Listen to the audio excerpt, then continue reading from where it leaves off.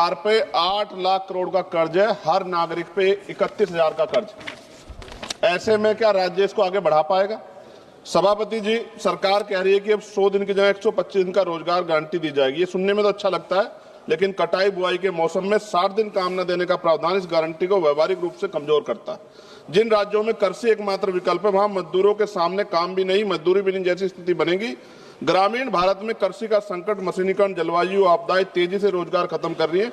ऐसे में 125 दिन भी अपर्याप्त है, जबकि कई राज्यों में लोग 300 दिन काम चाहते हैं, जिन्हें उन्हें काम करने से बाहर न रखा जाए।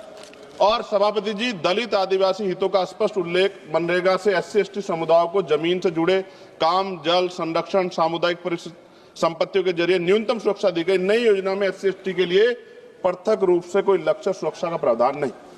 और सभापति जी, आपदा के समय छूट सरकार की मर्जी पर, प्राकृतिक आपदा में छूट देना सरकार के विवेक पर छोड़ा गया, जबकि आपदा के समय तो सबसे ज्यादा बेरोजगारी, सबसे ज्यादा पलायन होता है। यह प्रावधान अधिकार नहीं, अनुग्रह। मेरी आपसे मांग है, आप इसमें जी राम जी की जगह जय भीम जी कर दो, उसमें क्या चला जाएगा? आपको सबके हितों का ध्यान रखना चाहिए ना। मैं तो आपसे जानता हूँ कि क्या था, मगर आपने उनके संविधान के साथ किस तरह का हाल करता है, ये भी तो हम लोग जानते हैं।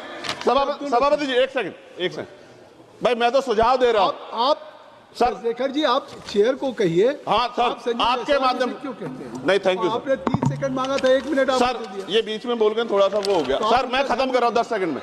मैं उनको नहीं कह रहा, मैं आपके माध्यम से कह रहा हूँ मंत्री जी को। सर, ये देश देख रहा है, आप अगर महापुरुषों का अपमान करेंगे तो लोग इसका चुनाव के समय हिसाब करेंगे। मेरी बात को याद रखें। धन्यवाद। जय भीम, जय।